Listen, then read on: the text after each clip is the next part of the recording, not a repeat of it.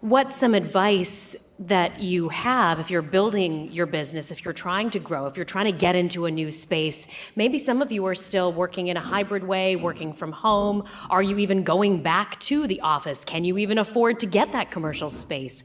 Any advice? We can just bounce right back to you, too, about playing a little bit of catch up. I personally think that that's what makes it's difficult in Tampa, but it makes it a little bit more feasible than other cities that I visit and work in, where I think the younger entrepreneurial population is almost completely boxed out of the downtown, boxed out of the neighborhoods that they want to live in. Yeah. And that's why we're seeing a lot of people at least try here.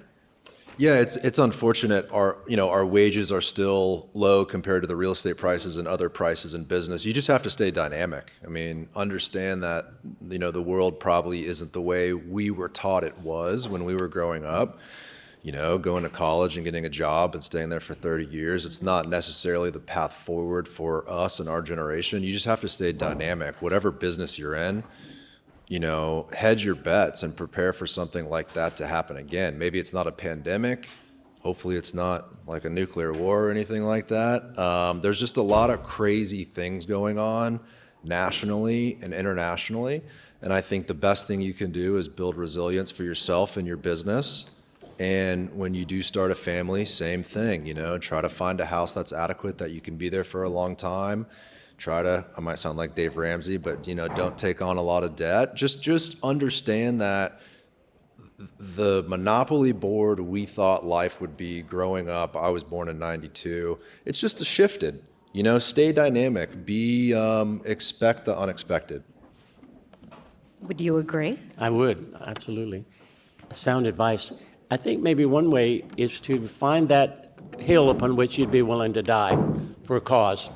And as you see that in your philanthropy with respect to not just inspiration of donors, but the simpatico with donors and what they're after.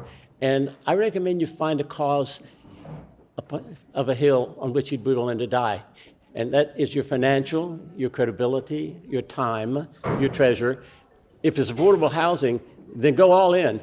Affordable housing is so urgently needed by so many people with these costs. And we're nationally, statistically, 33% of every budget goes to housing. The national average is 25%, which means we are killing folks' chance of paying for medicine and daycare in the average family.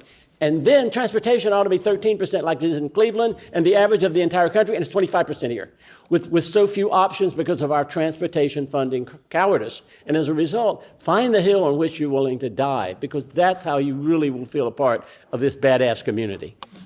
Sir, Walt?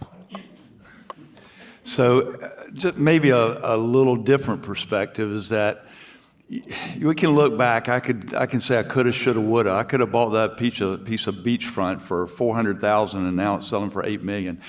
I don't think that's ever going to change in your lifetime. When you 30-year-olds or 60-year-olds like me, you're going to look back and go, I remember when I could have bought a lot in Ybor for $7 million. I should have jumped all over it. My point is, you have to deal with what you can influence.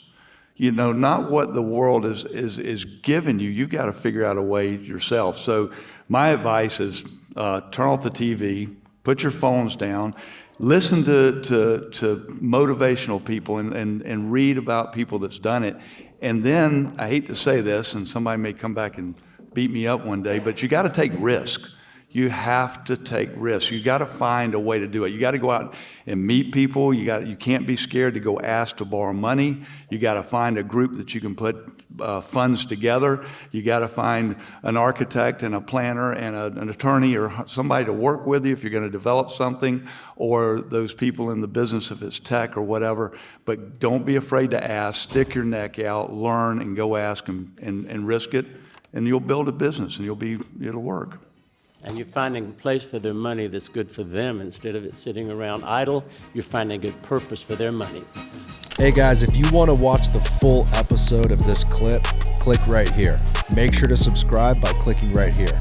Thank you for watching.